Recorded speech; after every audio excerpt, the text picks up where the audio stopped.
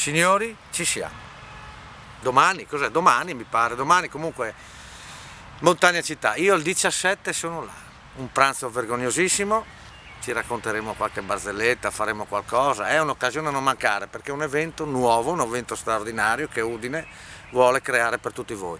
Io ci sarò, se venite ci facciamo qualche risata, sempre per voi, con voi, da voi. Ciao, ciao, ciao!